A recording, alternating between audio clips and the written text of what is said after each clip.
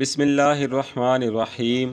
سید محمد باقر خانساری نے اپنی کتاب روضات الجنات میں صاحب کتاب ملا محمد باقر سبزواری کے شاگرد خاص ملا محمد سرابی مرحوم کے حوالے سے ایک حکایت نقل کی کہ مرحوم ایک بار سفر میں تھے۔ ہر منزل کی ابتدا میں دیکھتے کہ ایک شخص ان کی سواری کے ساتھ ساتھ پیدل چل رہا ہے۔ وہ شخص کبھی نظر آتا اور کبھی نظروں سے اوجھل ہو جاتا۔ انہوں نے اہل قافلہ سے اس شخص کے بارے میں دریافت کیا مگر کوئی اسے نہیں پہچانتا تھا۔ حیران کن بات یہ تھی کہ جیسے ہی کھانے کا وقت ہوتا وہ آ جاتا اور قدرے کھانا اپنے لیے لے کر چلا جاتا اور پھر قافلے میں دکھائی نہ دیتا۔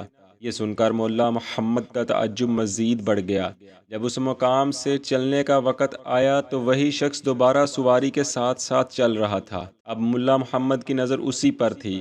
انہوں نے دیکھا کہ وہ ہوا میں راستہ طے کر رہا ہے اور اس کے پاؤں تو زمین پر لگ ہی نہیں رہے۔ یہ دیکھ کر اسے خوف محسوس ہوا اور اسے اپنے پاس بلا کر احوال معلوم کیا۔ اس نے کہا، میں گروہ جنات کا ایک فرد ہوں اور مولا علی علیہ السلام اور ان کی اولاد طاہرہ کا غلام ہوں۔ میں ایک زبردست حادثے سے دوچار ہو گیا تھا، چنانچہ میں نے اللہ تعالیٰ سے عہد کیا کہ اگر میں اس حادثے سے نجات پاؤں تو زیارت امام حسین علیہ السلام کا سفر کروں گا۔ آپ چونکہ اس مقدس سفر کا ارادہ رکھتے ہیں تو میں بھی اسی عہد کو نبھانے کے لیے آپ کے ہمراہ مل گیا ہوں۔ دوستو، یہ امام الشہداء امام حسین علیہ السلام کا زمانہ تھا۔ چنانچہ ام المؤمنین ام سلمہ رضی اللہ عنہا فرماتی ہیں، رحلت نبی کریم صلی اللہ علیہ وسلم کے بعد میں نے جنوں کا نوحہ نہیں سنا، صرف ایک رات ان کی آواز میرے کانوں میں آئی تھی۔ قوم جن کی ایک خاتون نے اس طرح آہو بکا کی، میں سمجھ گئی کہ ملعونوں نے میرے فرزند حسین علیہ السلام کو قتل کر دیا ہے۔ کہہ رہی تھی،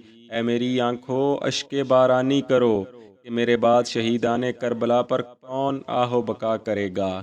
اس گروہ پر آنسو بہاؤ کہ ان کی شہادت نسل بندگان سے جبار کی طرف رہبر و رہنما ہے۔ نیز میشمی کہتا ہے کہ اہل کوفہ سے 5 افراد نے امام حسین علیہ السلام کی نصرت کے ارادے سے سفر شروع کیا۔ وہ ایک شاہی نامی گاؤں سے گزرے، وہاں ان کی 2 افراد سے ملاقات ہوئی۔ ان میں ایک جوان اور ایک بوڑھا تھا۔ بوڑھے شخص نے کہا، میں جنات میں سے ہوں اور یہ میرا بھتیجا ہے۔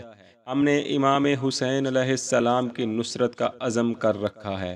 پھر اس نے کہا، میں صاحب نظر ہوں، میں پرواز کرتا ہوں اور قوم محارب کی خبر تمہارے لیے لے کر آتا ہوں تاکہ تم بصیرت کے ساتھ آگے بڑھو۔ یہ کہا اور بوڑھا جن غائب ہو گیا۔ وہ ایک شب و روز غائب رہا۔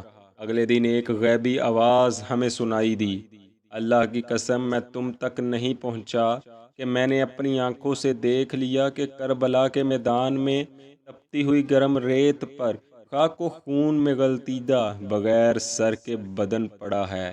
اس کے ارد گرد ایسے جوان پڑے تھے جن کے گلوہائے مبارک سے خون جاری تھا۔